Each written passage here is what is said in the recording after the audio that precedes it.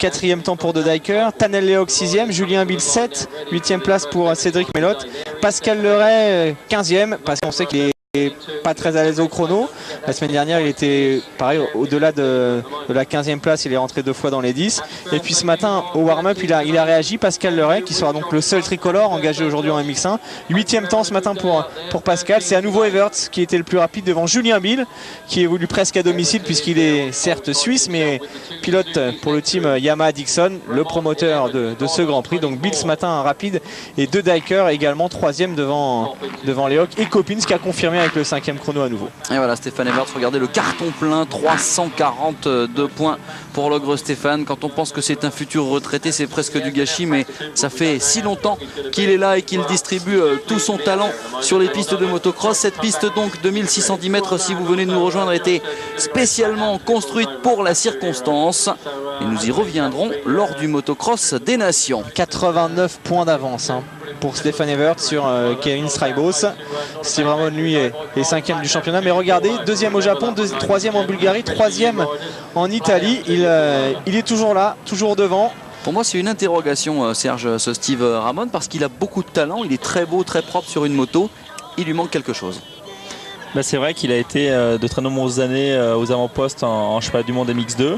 Il a pris un titre je dirais après 3 années d'attente et là on a l'impression que c'est exactement le même scénario qui se passe en MX1 où il est très rapide, il est très fin technicien et à chaque fois qu'on le voit rouler il est vraiment très fin, très bon en trajectoire, mais on a presque l'impression qu'il manque d'attaque et c'est presque ce qu'on pourrait lui reprocher pour aller chercher ses premières places. Alors là il y a de l'agnac façon bûcheron là. Là il y a de l'attaque, alors c'est presque étonnant, on a du mal à comprendre comment un garçon comme De Dijker peut aller si vite. Sans lui faire offense, mais avec le pilotage qui est le sien, c'est pas très technique, il est souvent assis, il fait des freinages en bloquant la roue arrière sur plusieurs mètres, c'est tout ce qu'on dit qu'il ne faut pas faire à des jeunes pilotes, et pourtant De Dijker il monte sur des podiums de Grand Prix, donc c'est quoi sa recette? Écoutez, je pense que physiquement il est sûrement très bien préparé. Maintenant c'est vrai que les dernières je l'ai vu évoluer et c'était pas toujours très beau à voir. Cette année je l'ai vu au cross international de Pernay-Fontaine en début de saison, le cross d'ouverture, je dirais qui officie de pré-mondial chaque année et je l'ai vu faire des choses techniques vraiment surprenantes. Donc je pense qu'au niveau pilotage quand même il y a beaucoup de choses qui se passent, les pilotes évoluent. Après justement suivant le gabarit, Ken De Dijker est vraiment un grand pilote mais par la taille. Je pense qu'après on arrive à voir des choses qui sont je dirais qui sont différentes suivant les personnages. Allez, drapeau vert, 15 secondes. Nos hôtesses anglaises nous indiquent que la guerre va bien avoir lieu. Une guerre bien entendu à laquelle un certain Josh Coppins pourrait peut-être participer pour notre plus grand plaisir. Et pour la petite information, De Dijker qui est à l'intérieur de Stéphane Everts. Donc peut-être un petit truc sympa pour le premier virage.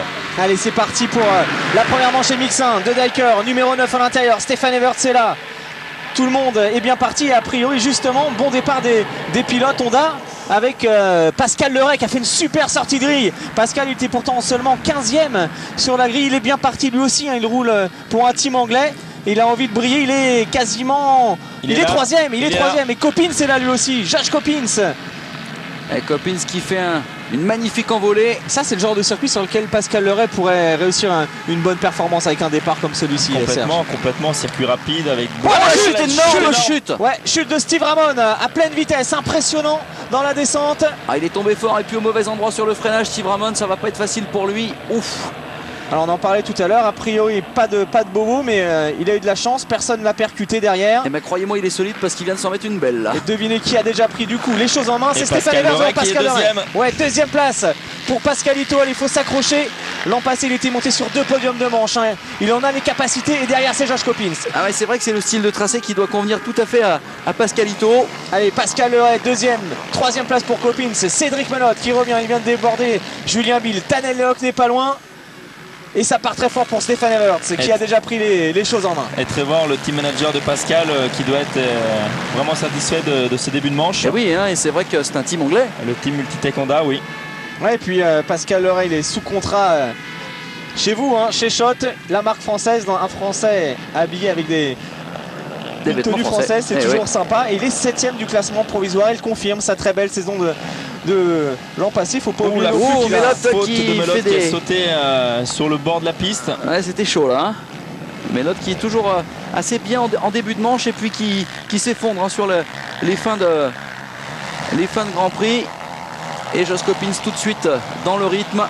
Ouais, Josh Coppins qui a bien travaillé avec Jackie Vimon ces dernières semaines pour retrouver le rythme. Il a attendu vraiment d'être à 100% pour revenir. Ça c'est plutôt intelligent de sa part. Parfois certains pilotes veulent revenir trop tôt, ils sont encore un peu blessés, c'est compliqué. Coppins il a attendu d'être vraiment bien. Il l'a démontré hier avec tout de suite des bons chronos. Une nouvelle fois il est là, il est 3ème. Ah, puis on sait que c'est un garçon qui a une motivation à toute épreuve, Josh Coppins. Allez, Josh Coppins en 3ème position, derrière c'est Melotte. Garcia Vico également qui est dans le coup. Straibo seulement à la 9ème place.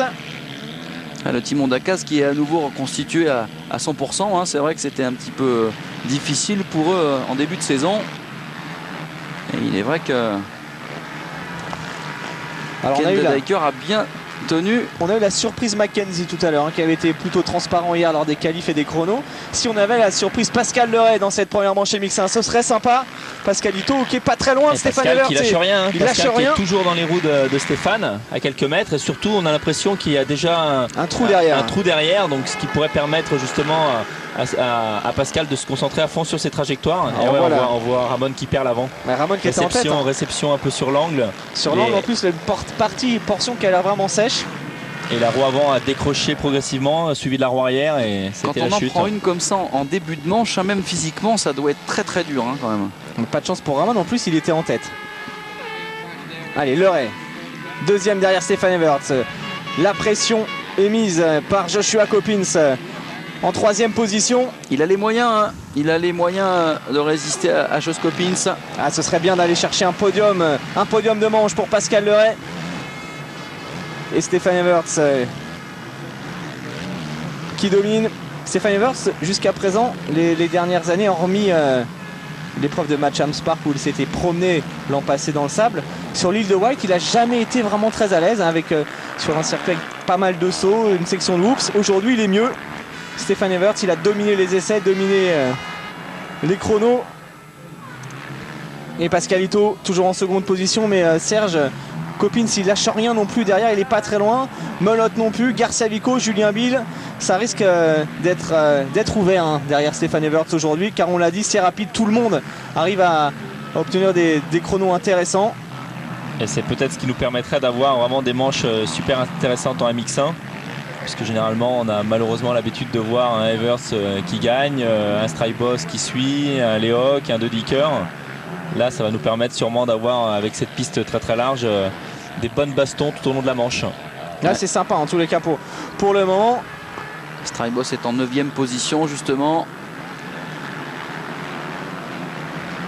Et on profite bien de notre Pascalito national. C'est bien que les Français se mettent à briller aussi dans cette catégorie. Il doit se sentir seul, notre tricolore préféré de la catégorie MX1. Techniquement, on l'a vu faire une belle impulsion assise là, Pascal, sur un petit double en descente, alors que Coppins derrière n'a pas réussi à sauter le saut intégralement. Alors là, ce qui n'est pas évident à gérer pour Pascal, c'est justement d'avoir, je dirais,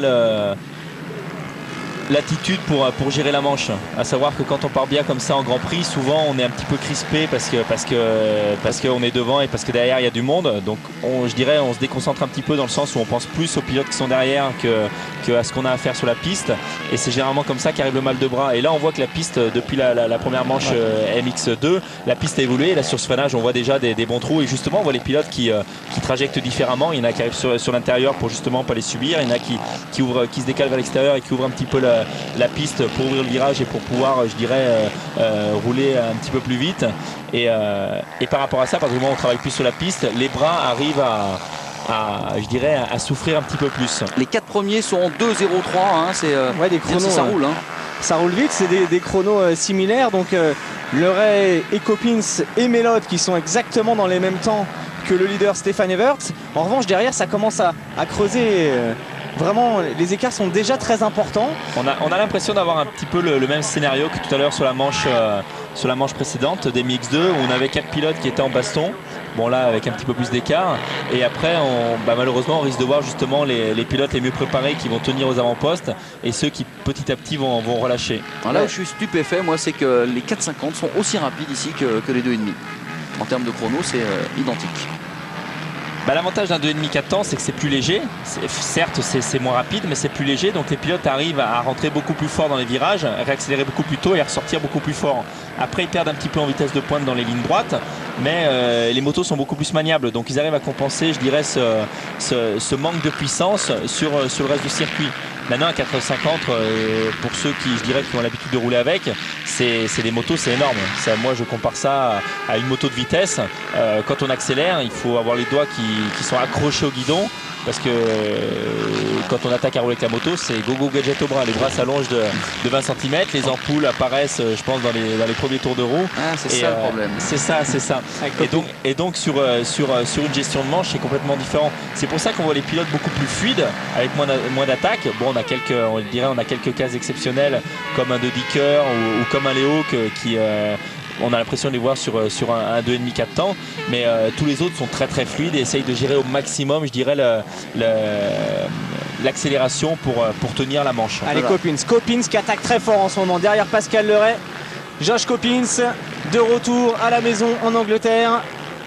Il est là, il est présent et Pascalito qui résiste bien. Un beau groupe de chasse là. Leray, Coppins et Cédric Melotte qui sont pas loin du tout de Stéphane Everts. Il a un super bon rythme, Pascal Leray, et Everts n'est pas si loin que ça. Regarde, il y a 2 secondes 38 d'écart, c'est vraiment peu. Ce serait bien d'aller chercher ce podium pour Pascal, d'autant que l'un de ses concurrents au provisoire, c'est Jonathan Barragan. Il connaît d'énormes difficultés en ce moment, le pilote espagnol. Il est au-delà de la 25e place. Il a même probablement abandonné. Jonathan Barragan, il est out de cette manche. On sait qu'il y a 20 petits points, 19 points d'écart entre Barragan et Leray. Avec un gros résultat, il pourrait presque s'emparer de la 6e place du provisoire dès cette première manche, alors que Melotte attaque Josh Coppins à l'intérieur. Melotte qui avait quelques soucis physiques en début de saison, et sur une piste comme ça qui n'a pas l'air si fatigante que ça à gérer, ça pourrait lui réussir. Et cette trajectoire extérieure qui est pas mal, de Cédric Melotte, qui était vraiment intéressante. Tout à l'heure, on a vu Nicolas Aubin qui la prenait aussi. On a l'impression qu'il faisait beaucoup de chemin, mais il peut rentrer beaucoup plus vite dans le virage et réaccélérer plus fort. Donc, Coppins qui est vraiment allé rien du tout derrière Pascal Leray. Pascal qui vient de se retourner. Alors, ce qu'il peut y avoir d'intéressant maintenant pour Pascal, c'est que le fait que Cédric Melotte attaque Josh Coppins, c'est que les deux perdent un petit peu de temps justement, et que ça permette à Pascal de recreuser l'écart. Mais bon, apparemment, ça peut être le cas. À moins que Coppins attaque Leray avant. Attention, le retour de Melotte, peut-être ici l'attaque à l'intérieur. Il y a un autre pilote qui fait fort derrière. Il est 5e, il confirme sa bonne prestation de la semaine dernière. C'est Garcia Vico qui est en train de retrouver la vitesse de pointe qui lui avait permis il y a quelques saisons de briller en championnat du monde 650. Garcia Vico blessé longtemps, l'année dernière on l'a quasiment pas vu, et là il est dans le coup. Et ça attaque fort pour Cédric Melotte avec encore des trajectoires totalement différentes par rapport à Josh Coppins. Il est intéressant quand même ce circuit aujourd'hui. Complètement, moi je prends un plaisir énorme. Je l'ai découvert en arrivant dans le studio. Je prends un plaisir énorme à voir cette piste. C'est vraiment, encore une fois, on s'est régalé la semaine dernière, notamment en MX2. Là on se régale en MX2 mais également en MX1. Ouais, c'est bien. D'autant que ça nous fait plaisir quand même qu'il y ait un pilote français aux avant-postes. Mais c'est vrai que, le retour de Josh Coppins, et 2, la belle prestation ici de Pascal Leray remettent un peu de piquant à l'affaire, d'autant que Kevin Straibos est en train de revenir petit à petit. De Diker à 10 secondes de la tête. De Diker 6e. Maintenant, on espère vraiment que Leray va pouvoir tenir ce rythme jusqu'au bout. 5 tours seulement de passer, mais on le sent bien. Pour l'instant, il ne se désunit absolument pas. Il est vraiment dans le coup, il est bien préparé physiquement, Pascal. Donc logiquement qui se fait vraiment pressant maintenant sur Coppins. À l'intérieur, ça passe. C'est passé pour Cédric Melotte, 3e. Cédric Melotte en 3e position. Ce qui risque de manquer à Coppins, évidemment, c'est du roulage, tout simplement. C'est le retour. Bien sûr. Tous ces garçons sont en pleine saison, ils sont même à la mi-saison. Mais par contre, Coppins affiche quand même une sacrée volonté pour tout de suite s'afficher dans le trio de tête. Coppins qui a gagné le premier Grand Prix de sa carrière il y a 2 ans c'était le Grand Prix d'Angleterre sur l'île de White. Vainqueur de 2 Grands Prix l'an passé en Suède et en Afrique du Sud. Et maintenant C'est le retour de Melotte qui va mettre sous pression Pascal Leray. Melotte qui a fait une toute petite faute à l'appel du saut. Garcia Vico de Dyker, 5e et 6e, ne sont pas très loin. On retrouve ensuite Julien Will, Kevin Strybo, Stanley Lehoc et James Noble qui conclut le top 10 alors que Coppins peut-être en train de lâcher un petit peu Serge derrière. Ouais, Josh qui a l'air d'accuser peut-être un petit peu le coup. Un petit peu ce début de manche assez puissant en rythme. Ouais, son dernier tour était en 2-0-4. Il y a Garcia Vico qui vient de signer un 2-0-2. Attention au retour de Francisco. Garcia Vico et Everts qui sont pour l'instant les deux seuls pilotes à avoir roulé en 2-0-2. Mais le plus impressionnant, c'est de Dyker, un 2-0, une 969. C'est le meilleur chrono de la manche. L'attaque de Melotte sur Pascal Leray. À l'intérieur, c'est passé pour Cédric Melotte. Les deux coéquipiers de chez Yamaha Rinaldi qui ont pris les choses en main maintenant. Il ne faut pas se désunir pour Pascal Leray. Peut-être répliquer immédiatement sur Cédric Melotte. Allez, en tout cas, Melotte peut peut-être servir à Pascal de bonne locomotive dans cette manche. Il ne faut pas faire de complexe, il n'en fait pas. Pascal Leray, toujours dans le coup avec d'excellents chronos à la poursuite de son premier podium de la saison. Et c'est vrai, il a été intégré cette année au team Honda Multitech. Alors forcément, s'il pouvait réussir une belle performance à domicile, il marquerait des points auprès de son team manager. Pascal qui va rentrer dans une période où justement il est logiquement plus fort, puisque les dernières on a vu sur sa saison où il avait réussi en milieu de saison à faire des coups d'éclat et à terminer des manches 3e en championnat du monde.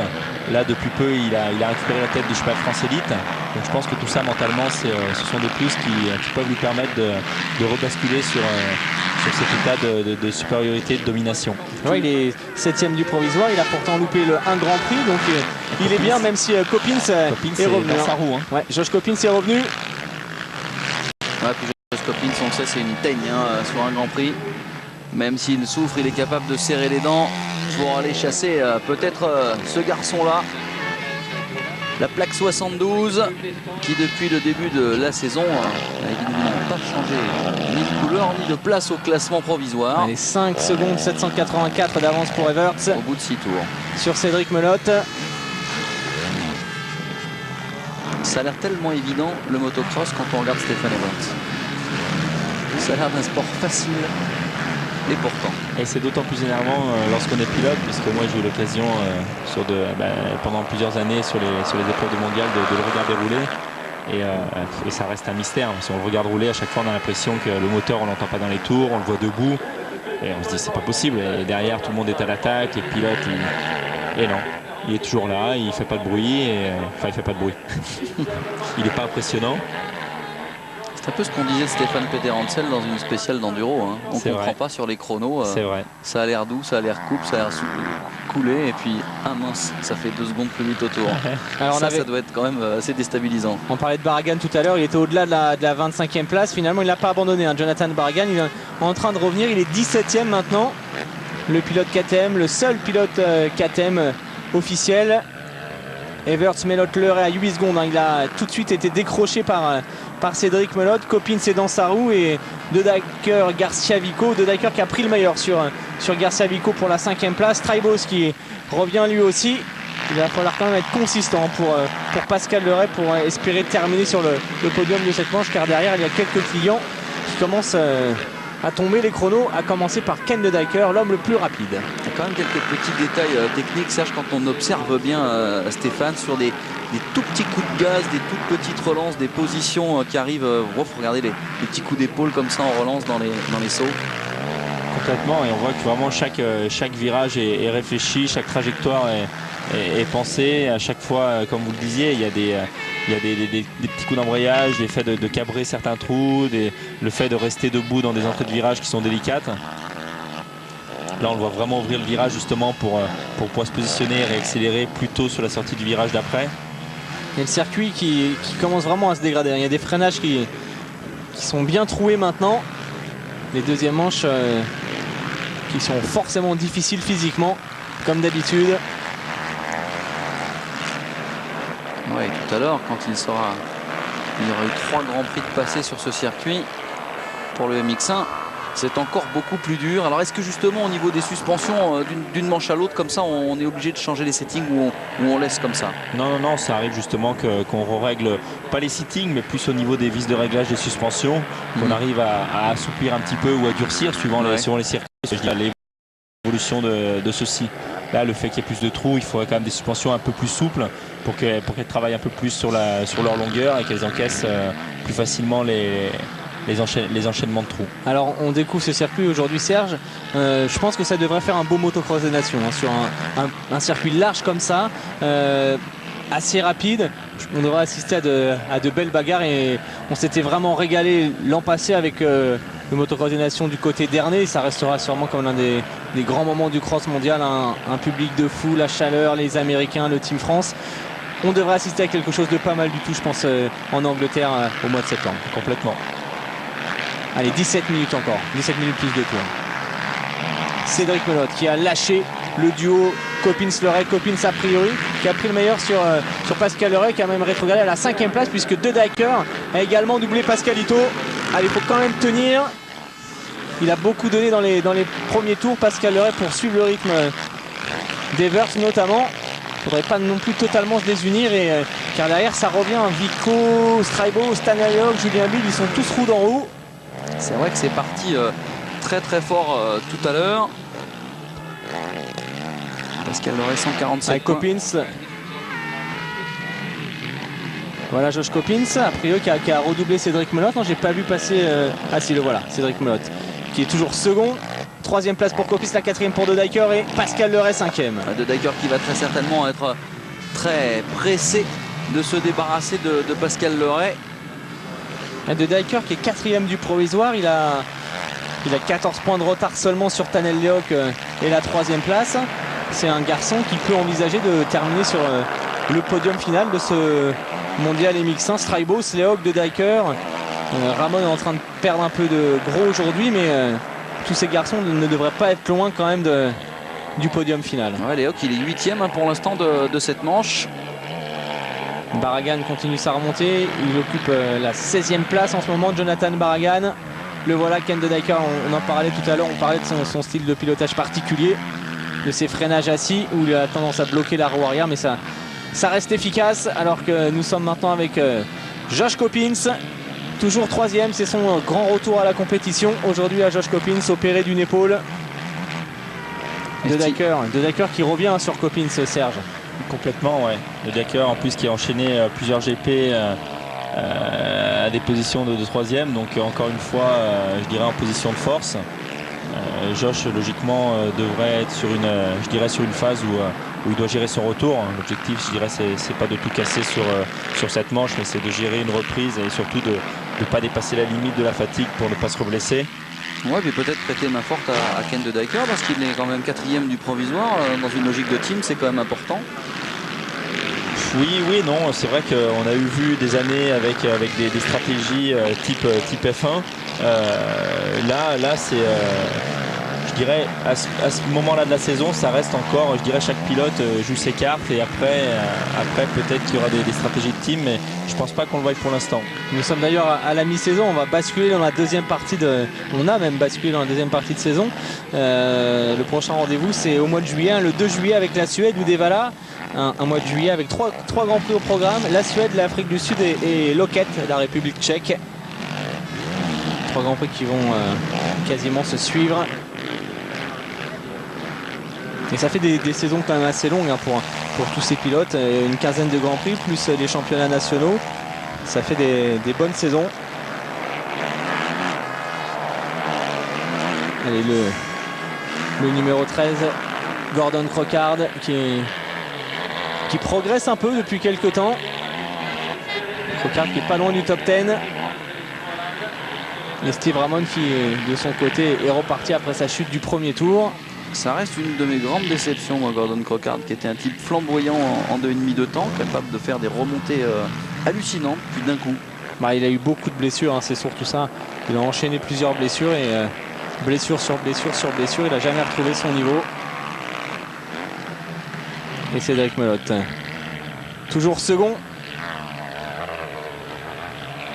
Lui qui avait chuté la semaine dernière dans la deuxième manche. en tout début de course à Montevarchi. Ouais, qui semble avoir retrouvé un rythme intéressant. En tout cas, un bel abattage. Hein. Nous sommes dans le 10e tour de cette première manche du Grand Prix d'Angleterre. On parlait un peu des transferts tout à l'heure, Serge. Chez Yamaha, ça va bouger aussi avec l'arrêt de Stefan Evert. Ça va forcément libérer une place. Il y a une rumeur qui dirait que peut-être que Michele et Carlo Rinaldi passeraient la main au niveau du team officiel Yamaha. Il va se passer pas mal de choses. Donc un garçon comme Melot, il a aussi intérêt à faire une belle deuxième partie de saison pour conserver un guidon d'usine l'an prochain. Regardez derrière, c'est revenu avec Strybos qui a doublé Pascal Leray. Vico et Tanel Lehoc ne sont plus très loin non plus du pilote français. Alors est-ce qu'il a vraiment peut-être trop donné au début, Pascal? Serge, à ton avis? Je pense que oui. Hein. Je pense que pour que comme ça les pilotes arrivent à revenir, je pense pas que ce soit un problème de vitesse puisqu'il l'avait en début de manche. Je pense que c'est vraiment qu'il avait un rythme un peu supérieur, je dirais, à ce qu'il pouvait faire. Et je pense que physiquement, au niveau des bras, il a dû souffrir un petit peu. Et là le fait de se faire amarrer par, je dirais, par tous les pilotes qui arrivent, donc Strybos, Lehoc, Garcia Vico, en sachant que Pascal est capable de, je dirais, complètement de jouer à armes égales avec eux. Là, il y a un petit quelque chose. C'est un bon indicateur, ça, justement, quand on est team manager, d'un point de vue sportif, quand on observe cela. Oui, bien sûr, parce qu'après on sait ce qui peut se passer sur les manches et on sait comment réagissent les pilotes. Donc après sur des choix, bien sûr que c'est une indication. Allez, Kevin Strybos, deuxième du provisoire, qui lui aussi a fait une belle course. Il n'a pas réussi un excellent départ. Il est en train d'osser son rythme. 2-0-2, hein, Jean-Christophe, hein, il vient de claquer un 2-0-2 dans son dernier tour. C'est l'homme le plus rapide en piste pour l'instant, avec De Dyker. Et voilà, Kevin Strybos. On a presque cru la semaine dernière à Montevarchi qu'il allait pouvoir suivre Evert. Il l'a attaqué, il a pris la tête de la manche pendant quelques mètres et puis Evert a tout de suite répliqué et est parti dans la foulée. C'est vrai que sur Montevarchi, autant je pense que la piste était très très favorable aux petites CRG, donc au MX2, et on a vu d'ailleurs des bastons incroyables parce que les motos étaient maniables, que pour les 450 c'était beaucoup plus délicat parce que la piste était quand même vraiment dur béton, le sol était dur béton et les pilotes ne pouvaient pas justement je dirais chercher des contacts ou rouler roue dans roue parce qu'elle était très sinueuse, dur béton, donc je dirais beaucoup de problèmes au niveau de la maniabilité, et une fois que les positions étaient en place, même si les pilotes se rapprochaient ou étaient près les uns des autres, il n'y avait pas ces combats qu'on a vus sur le MX2. On a vu Lehoc, Lehoc qui vient de gagner une place en débordant Garcia Vico. Tanel Lehoc désormais 7ème, qui va tenter de revenir sur Pascal Leray. En revanche, derrière Vico, le trou est assez important maintenant. Par contre, si on a Lehoc à l'image, on va pouvoir apprécier justement son style et sa grosse attaque sur cette 450. Parce que là aussi, au niveau de l'attaque, Tanel Lehoc c'est quelque chose. C'est pas un style très moderne non plus, mais c'est encore différent de Dyker, mais c'est efficace. C'est un petit peu plus joli quand même qu'un De Dyker. Alors, la dernière fois, Pierre, vous aviez dit que vous étiez même fan du pilotage de Tanel Lehoc. Ouais, moi j'aime bien. Et puis au niveau de l'abattage, c'est sûr qu'on ne peut rien lui reprocher à Tanel Lehoc. Il y a 2 grands prix, il était quand même encore deuxième du provisoire. Il s'est fait déposséder de sa deuxième place par Kevin Strybos. Et encore une fois, c'est vraiment incroyable comment Yann De Groot arrive à je dirais, à amener des pilotes au haut niveau ou à sortir des pilotes, donc de les prendre dans son team et de les voir éclater. On se rappelle de Michael Maschio qui a été champion du monde 125. Là aujourd'hui Tanel Lehoc qui l'année dernière ou l'année d'avant était plus loin dans le classement, et là on le voit s'illustrer comme par un coup de baguette magique et rouler à haut niveau. Il a tout eu, il a eu du volet, il a eu du Tortelli. Il a sorti un Greg Albertine aussi par exemple. Yann De Groot. C'est un grand faiseur, c'est le Marcel Sora du motocross. Alors regardez, pour la deuxième place, ça chauffe. Ça se complique maintenant pour Melot car Coppins est revenu, mais Coppins n'est pas seul. Son coéquipier Ken De Dyker est également présent. Voilà Josh Coppins. Derrière c'est De Dyker et juste devant c'est Cédric Melot, alors que Stefan Evers compte environ 7 secondes d'avance sur ces 3 garçons. Il manque pas d'amis, Coppins, sur la piste là. Il y a de quoi s'occuper jusqu'à la fin du Grand Prix. Ça va vite, ça va toujours très vite devant. Et De Dyker qui semble peut-être le mieux placé, hein, Serge, pour aller chercher la deuxième place. Il est dans une bonne dynamique, il est parti de plus loin. C'est lui qui a le meilleur chrono, le meilleur tour en piste, et là on voit mal comment il ne pourrait pas gagner encore. Plus, regardez, là on le voit vraiment anticiper ses trajectoires, recouper ses trajectoires. Là en l'espace de 2-3 virages, il a repris quasiment 5 mètres à Josh Coppins. Là à ce moment-là de la course, c'est lui que je vois je dirais le plus fin au niveau pilotage pour justement essayer de gagner du terrain. C'est pas faux ce que vous dites, hein, il vient de claquer un 2-0-2 701, c'est l'homme le plus rapide sur cette piste du Grand Prix d'Angleterre après 12 tours de course. C'est pour ça que le motocross est vraiment une discipline intéressante, car on se rend compte qu'avec des pilotages totalement différents, des gabarits différents, on arrive quasiment à aller aussi vite. Je ne sais pas si vous avez eu le temps de jeter un petit coup d'œil sur le panotage, mais c'était Bass Buchan et c'était vraiment dirigé pour De Dyker. Il faut aller chercher des gros points. Strybos qui roule vite aussi en ce moment. Il est en 2-0-2 lui aussi. 5e place pour Kevin Strybos. Pascal Leray 6e, mais mis sous pression par Tanel Lehoc. Il est en 2-0-4. Pascal Leray et Lehoc en 2-0-3. Strybos qui est pas loin derrière Ken De Dyker. Ouais, ça risque d'être assez chaud sur le final. Et en tout cas un Grand Prix MX1 qui tient toutes ses promesses aujourd'hui en Angleterre. Alors qu'on a vu une Suzuki sur le côté. Alors est-ce que c'était Ramon ou est-ce que c'était Kevin Strybos? Allez, Stefan Everts qui continue sa petite promenade de santé. Plus de 7 secondes d'avance pour l'officiel Yamaha. Ramon qui était revenu en 19e position, admirable après la grosse cabriole. Et toujours la domination, regardez ça. Et Lehoc qui a doublé Pascal Leray pour la 6e place. Pascal Leray désormais 7e. Allez, Jérôme Sali, le mécanicien français de Cédric Melotte, a le sourire pour l'instant car son pilote est sur le podium provisoire. Ouais, il fait un 2-0-4 dans le dernier tour. Il a dû commettre une petite faute, Cédric Melotte, mais il a un tout petit peu de marge. Et c'est vrai que l'année prochaine, ce championnat du monde MX1 sera très intéressant, puisque je dirais malheureusement avec le départ de Stefan Everts, il va y avoir beaucoup de prétendants au titre. Ah, ça va ouvrir. En sachant que beaucoup de pilotes du MX2 vont monter dans cette catégorie, à savoir que Tyler Rattray, soit il effectuera un retour en MX1, soit un départ aux États-Unis. Ouais, même si la tendance est plus qu'il resterait a priori. Tyler Rattray. Je ne sais pas, j'ai vu justement j'ai parlé avec son manager le week-end dernier et ils n'étaient pas encore fixés sur son avenir. C'est peut-être un petit peu tôt.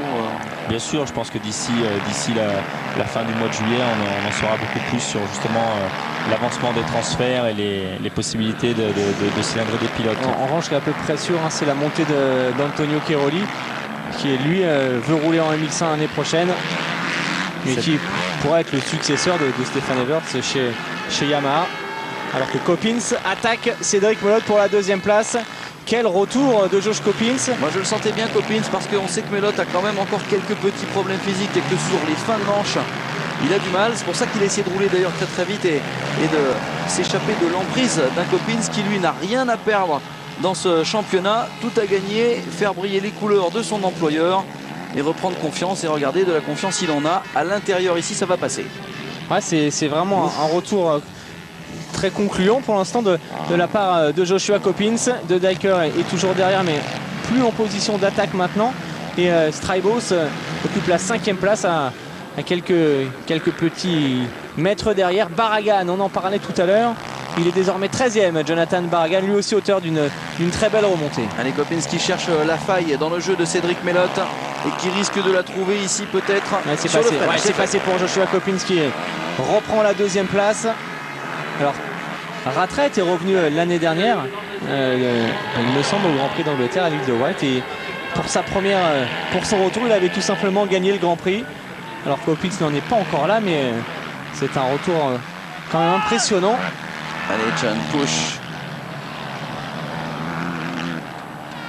Vous êtes sensible aux encouragements comme ça, du bord de piste. Des mécaniciens, je dirais pas spécialement, ça va être dur pour eux. Non, parce qu'on essaye vraiment de voir les indications qu'il y a sur le tableau de panneautage pour justement savoir le temps qui reste, les temps que l'on peut faire en course, le temps qui nous sépare des pilotes qui nous précèdent ou qui sont derrière nous. Bon, maintenant on reste pas insensible, hein, je veux dire, c'est toujours super agréable d'être soutenu, mais je pense que la chose la plus agréable et la plus puissante, c'est les supporters. Et surtout quand on est sur des grands prix nationaux, d'avoir tout un public qui nous supporte, mentalement ça fait vraiment du bien. Et pousser du public, hein. Je dirais que ça nous donne un deuxième souffle. Alors il va se passer des choses, hein. Melotte en train de baisser de rythme. De Dijker est revenu calé dans les roues du pilote belge. Et derrière Strijbos également problème, apparemment peut-être un petit problème pour Ken De Dijker. On l'a vu qui a hoché la tête. Ouais, hocher la tête plusieurs fois. Et regarde, on aperçoit derrière Strijbos qui est là. Kevin Strijbos qui revient. Et Steve Ramon qui revient lui aussi dans les points en 16e position. Allez, De Dijker à l'intérieur. L'attaque de Ken De Dijker, ça passe. De Dijker qui peut-être a un problème, hein. Ça fait encore sur le saut, on l'a vu baisser la tête comme s'il regardait, il regardait sur le côté de la moto. Ouh, c'est incroyable. Ouais. Là, c'est tendu en ce moment entre les deux Belges. Et Strijbos qui profite de cette bagarre pour se rapprocher. Peut-être ça scelle, un problème de selle peut-être. Regardez, regarde sous... quand il est debout. Melotte là en difficulté, on l'a vu partir un peu de travers. Strijbos qui effectue une fin de course très intéressante. Allez, pour peut-être l'une des manches MX1 les plus intéressantes de la saison. Ouais, il revient. Strijbos, Kevin Strijbos qui passe Cédric Melotte. Ah, il a pris de la confiance, hein, Kevin Strijbos, forcément c'est le deuxième du classement provisoire de ce championnat du monde MX1. Il est en train de prouver à tout le monde qu'il n'a pas envie que les points s'échappent et qu'il faut marquer le terrain. 8 secondes d'avance pour Evert sur Coppins. De Dijker, Strijbos et Melotte sont derrière à la bagarre. Lehoc en 6e position et toujours Garcia Vico 7e qui a doublé lui aussi Pascal Leray, désormais 8e. Et on parlait de Gordon Crockard, on a regardé 9e position. Il y a les 16 tours. Ouais, Crockard qui est pas loin non plus de Pascal à seulement 2 petites secondes. 1 minute plus de tours. Ah, ils envoient loin, hein. Loin et fort, hein, ces sauts. 1 minute plus de tours dans cette deuxième manche. Première manche MX1, deuxième manche de la journée. Il doit être une très belle sensation. Il y a quelques sauts qui ont l'air assez techniques. Alors on en reparlera peut-être tout à l'heure, mais aujourd'hui il y a également un Grand Prix MX3, un championnat d'Europe. Yves de Maria a réussi le deuxième chrono. Ça se passe du côté de la Slovénie. Et en Europe, bonne nouvelle puisque c'est un Français qui a réussi la pole position avec le meilleur temps pour Steven Frossard sur la KTM officielle. Steven Frossard, le jeune pilote français, champion de France junior il y a peu de temps et qui avait eu un début de saison en championnat d'Europe vraiment très difficile puisqu'il avait fait 2 épreuves sans apparaître au classement, sans points, alors qu'il était parmi les plus rapides, mais des chutes, des casses mécaniques. Et là, c'est vraiment qu'il il a enchaîné des podiums de course, des victoires de course. C'est totalement lancé idéalement pour ce championnat. Ce championnat d'Europe, ouais, ce serait bien. L'année dernière, c'est un Français qui est devenu champion d'Europe, on le rappelle, c'est Jérémy Tarou. Les Français qui réussissent régulièrement en championnat d'Europe. Pascal Leray a également été champion d'Europe il y a quelques années. Tout à fait, c'est vraiment je dirais un super tremplin pour accéder ensuite au championnat du monde.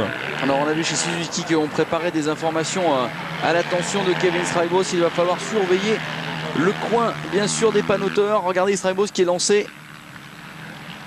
Mais voilà, Strijbos qui peut encore espérer monter sur le podium. Il faut aller chercher De Dijker. Ah, j'ai la sensation qu'il en a plus que la possibilité. Mais il ne reste plus beaucoup de temps maintenant. Ah, il reste exactement 3 minutes. 3 minutes et 2 tours.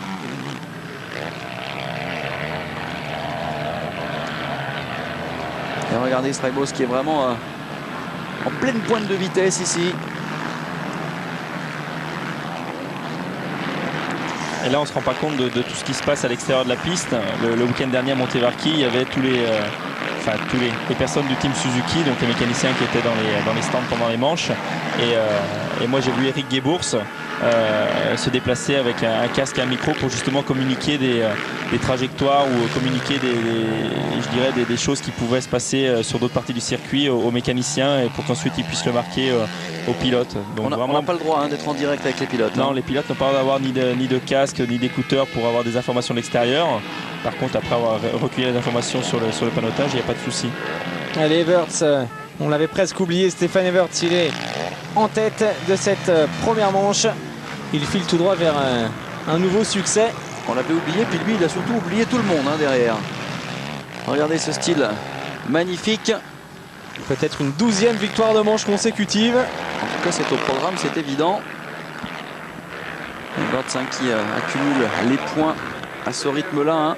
Il va être titré assez tôt dans la saison. Si bien entendu tout continue. Allez, les 2 derniers tours. On en parlait la semaine dernière. Serge, on a l'impression que Stéphane, il peut presque gagner tous les grands prix. Ça n'a jamais été fait en championnat du monde. Carmichael l'a fait aux États-Unis en s'imposant à 2 reprises, en gagnant toutes les épreuves. Stéphane, il est capable de tout gagner cette année. Bien sûr, peut-être que je dirais c'est quelque chose qu'il a projeté de faire et pour laquelle il s'est vraiment préparé pour cette saison, parce qu'on l'a jamais vu les années précédentes dominer dès les premières épreuves, en sachant qu'il veut se retirer en étant en haut de l'affiche et avec je dirais ce gros challenge qu'il avait cette saison pour conquérir cette dernière couronne mondiale et je dirais un nombre de victoires sur des manches de GP. Peut-être que lui intérieurement, chose qu'il n'a pas révélé au public ou à la presse, c'est que l'objectif c'est peut-être de faire le Grand Chelem sur cette saison 2006 et se retirer, je dirais, encore plus par la très grande porte. Se retirer sur un 10e titre, peut-être 100 victoires en Grand Prix et une saison, un Grand Chelem, c'est sûr que ce serait plutôt énorme. On n'est pas prêt d'en retrouver un comme ça en tout cas. Allez, Coppins qui doit légèrement souffrir là dans les 2 derniers tours. Physiquement c'est dur pour le revenant Josh Coppins, il est toujours second mais menacé maintenant de très près par son coéquipier Ken de Dyker et Kevin Strijbos qui est pas loin non plus. Dans les 2 derniers tours il va falloir faire fort. Ramon revenu dans le top 15, 14e place pour Steve Ramon après sa chute assez impressionnante du premier tour et l'attaque de Dyker peut-être sur Coppins. Et Gordon Crockard qui a dépossédé de la 8e place Pascal Loret. Une fin de course compliquée pour Pascal. Allez, de Dyker là qui tente le tout pour le tout, c'est bien, c'est passé pour Ken de Dyker. Petit coup d'œil derrière, il a pris le meilleur sur son coéquipier, les 2 pilotes Honda Kaz, 2e et 3e. Qui était le 2e pilote du team au début de la saison, et bien voilà. Il vient de prouver à son ex-chef de file que c'était lui le patron pour le moment. À mon avis, ça va sauvagement agacer Josh Coppins qui devrait répliquer en seconde manche. D'ailleurs, on le voit vraiment à l'attaque. Je ne pense pas qu'il admette ou qu'il laisse justement son coéquipier avoir la supériorité, malgré le fait qu'il revienne de blessure. Le dernier tour, ce serait bien pour Coppins de débuter par un podium de manche. C'est clair que ça met en confiance. Everts, Coppins, 3e, de Dyker en seconde position, 4e place pour Strijbos, Melotte toujours 5 devant Tanel Leog, Garcia Vico, Crockard, Pascal Leray et Julien Bill 10e. J'aime beaucoup ce petit coup de gaz là sur le saut. Allez, les dernières minutes de course pour Stéphane Everts, plus que jamais dominateur. Alors les motos à injection, on en parle un petit peu dans le parcoureur en ce moment. Écoutez, pas pour l'instant non. Moi j'ai eu l'occasion d'en parler un petit peu avec Jean-Louis Millet la saison dernière, en fin de saison dernière, en montant au salon de la moto à Paris, puisque Jean-Louis disait qu'il bien évidemment en vitesse ça existe déjà depuis quelques saisons et il voyait évoluer justement les grands prix motocross et les machines motocross dans cette direction. Et apparemment, je dirais, les premiers essais qui ont eu lieu au Japon et lors du dernier Grand Prix avec Antoine Méo sur sa Honda du team Martin, apparemment était assez concluant puisque la moto était assez fiable, il n'y a pas eu de soucis. Donc je dirais à voir dans le temps. En quoi déjà avec 450 Suzuki injection, ça marche très bien et ça gagne d'ailleurs tout ce qui est championnat d'endurance actuellement avec un garçon qui s'appelle Dimitri Vallet. Ça défraie la chronique, je pense que Suzuki passer l'injection sur les motos peut-être plus vite que les autres. Au Japon, on avait vu lors du Japon une 400 Yamaha YZF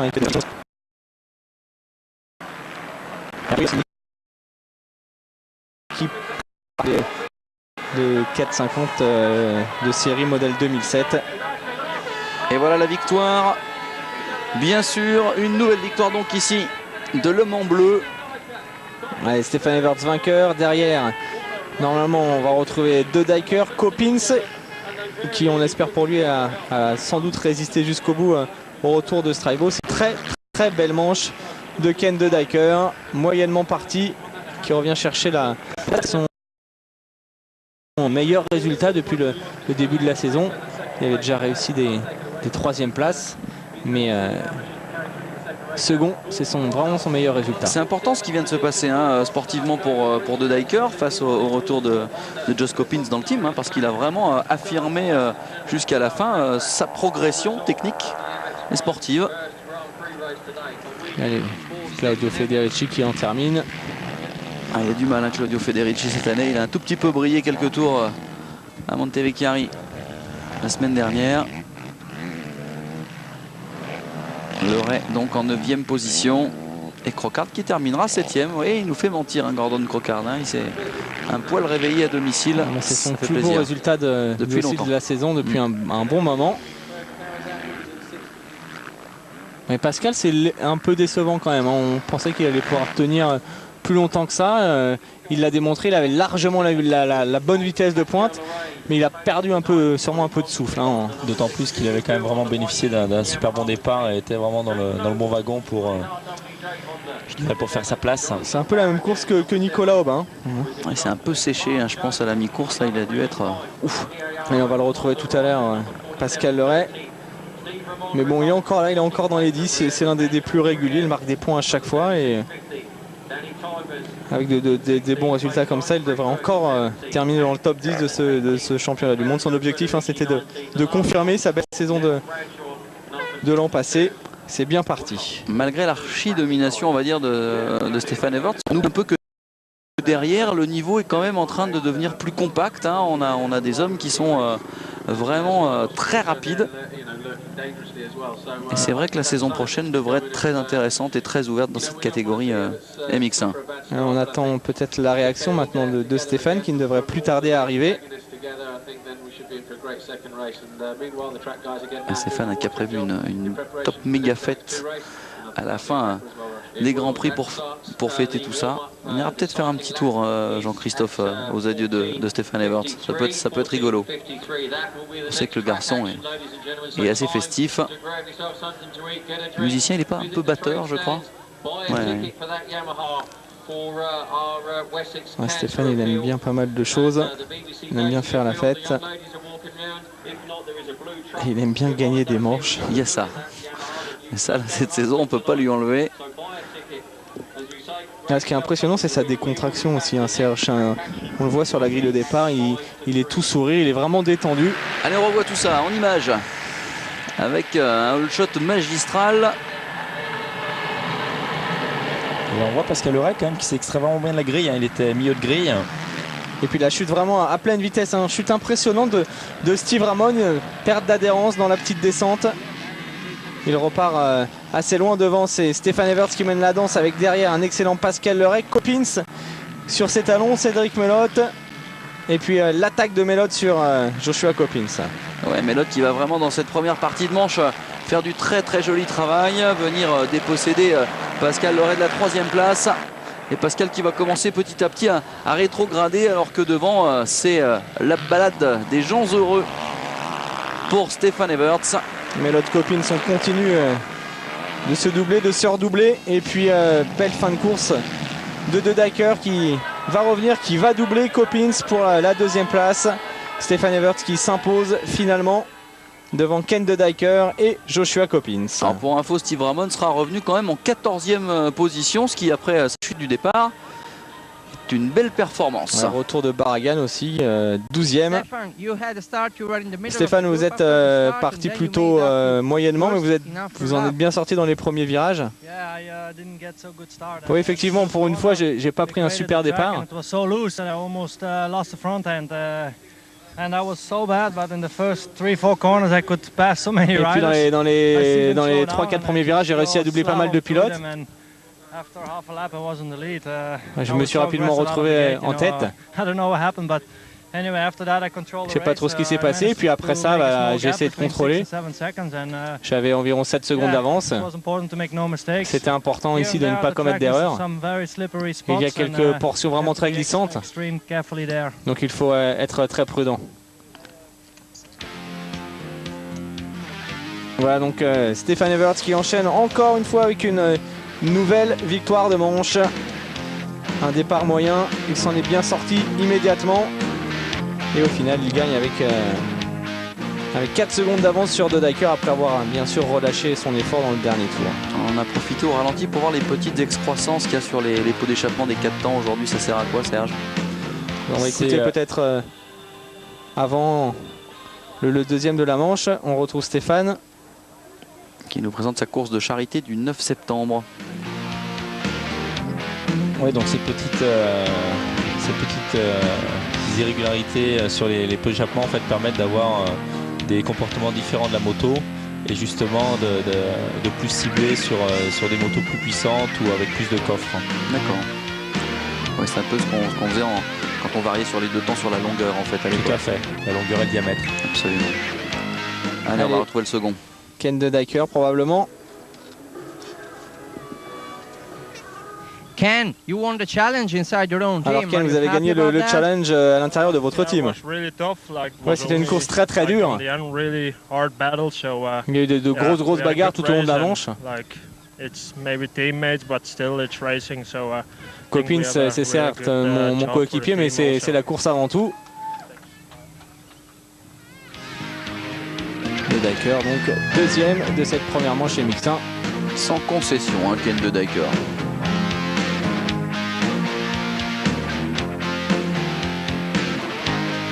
En tout cas, il la charge la moto, hein, quand on voit l'amortisseur arrière.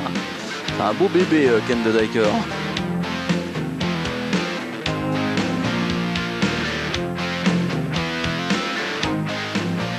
Et le retour de Josh Coppins. Josh, you had a wonderful battle with your Josh, teammate. très très belle It's nice to be bagarre. back like that. Yeah, it's good. Of course, we'd Bien like sûr. to beat him, but first race is back for me is C'est ma Difficult in the middle of première the race manche, to struggle, mon but- retour aujourd'hui. anyway not so bad for the first race, and C'est- I think better C'est things to come. plutôt correct, une 3e place pour débuter. Alors Josh Coppins, on a longtemps dit que c'était un garçon pas vraiment sympa, qui souriait pas trop. En fait, c'est vraiment un gars très cool, très détendu. Vous l'aviez rencontré Oui, j'ai à rencontré l'ouverture de la saison. En début de saison, il est vraiment très sympa. Quand on va le voir, il discute bien. C'est vraiment un mec cool. Mais sur le podium, en interview comme ça, il est peut-être toujours un petit peu tendu. Il a du mal à se lâcher, mais c'est un garçon plutôt sympathique. C'est pas toujours facile hein, d'être expansif, surtout au sortir d'une manche de 35 minutes. Quand même donné à 110%. On va peut-être revoir le classement de cette première manche. Petit tour chez les spectateurs, les fans anglais. Et les fans anglaises, hein, imperturbables. Alors, de quoi s'agit-il? Petit reportage sur le team Ritchie Racing. Yamaha Ritchie Racing avec plusieurs pilotes, Chiodi, Garnieri et bien sûr Kenneth Gundersen. Una giornata sicuramente indimenticabile. Avec Un podio Hilario di quel- Ricci qui Di quel genere che s'occupe sarà irripetibile. de ce team. comunque Alors, erano 5 anni che non succedeva. Ricci qui a modifié un peu la composition avec le départ d'Andrew McFarlane qui était chez eux l'année dernière et qui a été remplacé par Kenneth Gundersen. C'est vrai qu'ils s'en sortent pas mal parce qu'un homme comme Gundersen tient bien sa place aujourd'hui. Les motos sont sempre Yamaha. Avec des machines 250 YZF de chez Yamaha. Des moteurs préparés notamment par le team Yamaha Rinaldi. A livello di motore che ce li ha forniti Rinaldi, l'YRD. On découvre ce moteur Yamaha Rinaldi. On a plus beaucoup de soins à apporter à la préparation de ces motos. Côté suspension, on fait confiance à Solva. All'inizio siamo partiti abbastanza bene, anche se sinceramente non mi aspettavo dei risultati che ha fatto Le team Ritchie specialmente qui Kenneth, est un team qui monte petit à petit. C'est une vraie belle structure. C'est pas un team 100% d'usine, Serge, mais ça y e già ressemble. da Zolder ha fatto Tout à fait, c'est un terzo peu, je pense, dans le même assoluto, esprit e que Spagna le vinto team prima, des frères Poussel. Chico Savoir qu'ils ils bénéficient quand même de matériel standard avec beaucoup de pièces améliorées et pièces d'usine. Et justement, ça leur permet ainsi de pouvoir jouer les troubles faits complètement. Et de pouvoir s'imposer sur des manches ou sur des championnats. On se rappelle qu'ils avaient réussi un superbe triplé l'année dernière à Piacenza avec leurs 3 pilotes sur le podium. McFarlane, Chiodi et Garneri. Ilario Ricci qui va d'ailleurs nous présenter son team de cette année avec pour commencer Kiko Chiodi. Et sans la barbe. Regardez un Kiko Chiodi sans la barbe. Et sans les lunettes. Mais oui, c'est rare. Le second, il est norvégien, c'est Kenneth Gundersen. Ah, ça c'est un autre style. Hein. Et puis le troisième, un pilote pas toujours facile à manager, d'après Ilario Ricci, c'est Davide Garneri qui a réussi une très belle manche tout à l'heure. Hein, Garneri.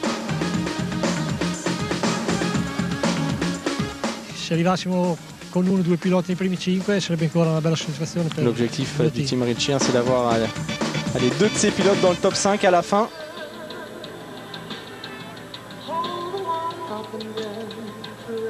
Allez, le classement maintenant du provisoire du championnat, 367 points pour Evert, Strybos 271 et derrière De Dijker qui se rapproche, 253, il est 4e, 7 points de retard sur Tanel Lehoc.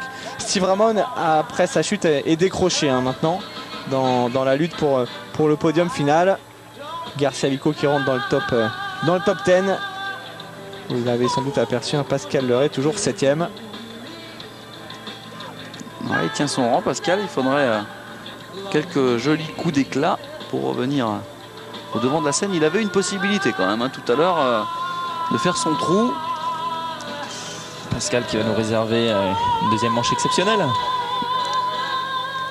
On va voir ça. Serge, on va te remercier car tu ne seras malheureusement pas avec nous pour les deux deuxièmes manches, mais on a passé un bon moment. J'espère que tu as apprécié également de suivre ces 2 manches en direct. Je pense qu'on a assisté à un beau Grand Prix pour l'instant. Bah écoutez, c'était un réel plaisir de commenter avec vous, avec les petites explications antenne et hors antenne. Donc écoutez, à bientôt. Voilà, donc nous on se retrouve dans 1 heure hein, pour la suite du programme avec les deux deuxièmes manches en direct. Pierre-Yves, on devrait se régaler, même si Sergio n'est plus là, on va se régaler quand même. Bah oui, en tout cas Serge, c'était un plaisir partagé, comme on le disait tout à l'heure. La maison est ouverte. Merci de nous avoir suivis sur AB Motor. On se quitte une petite heure pour revenir sur le direct tout à l'heure. Il sera question bien entendu de la 2e étape de cette manche du championnat du monde en direct en Angleterre. D'ici là, restez bien entendu branchés sur la chaîne de tous les moteurs. A tout à l'heure, merci.